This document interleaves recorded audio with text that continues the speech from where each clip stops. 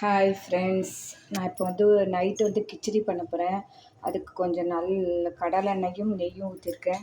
அதுக்கு தேவையான கேரட்டு, உருளைக்கிழங்கு, பட்டாணி, பீன்ஸ் இல்லை, வெங்காயம், பச்சை மிளகா, அது பார்த்தீங்கன்னா கருவேப்பிலை, 2 கப்பு. இந்த கப்பால் 2 சேமியா, கடலப்பருப்பு, கருப்பு உளுத்தம், வெள்ளை உளுத்தம் இல்லை, நிலக்கடலை, உப்பு, கடுகு எல்லாம் இப்போ பண்ணுறேன்.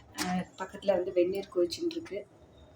ஃப்ரெண்ட்ஸ், பொன்னிறமாக எடுத்து எல்லா காய்கறியும் போட வேண்டியதான். வெங்காயம், தக்காளியை ஃபஸ்ட்டு வதக்கிட்டு எல்லா காய்கறியும் போட வேண்டாம். வதங்கினோன்னே காட்டு.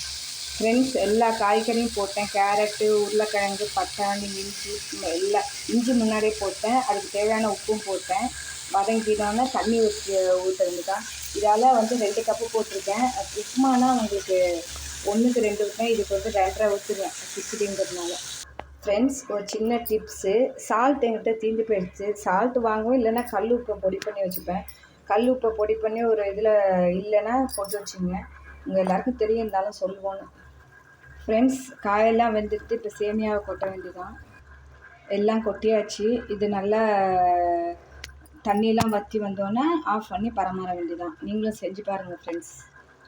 உப்புமா சில பேருக்கு பிடிக்காது. காய்கறி எல்லாம் போட்டு கிச்சடியாக பண்ணுங்கள். ஹெல்த்துக்கும் நல்லது. ஓகேவா? Okay friends, thank you.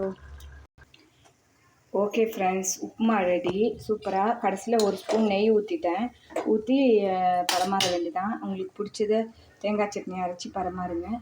Okay friends, thank you. Please like, subscribe. பிடிச்சிருந்தா லைக் பண்ணுங்கள்.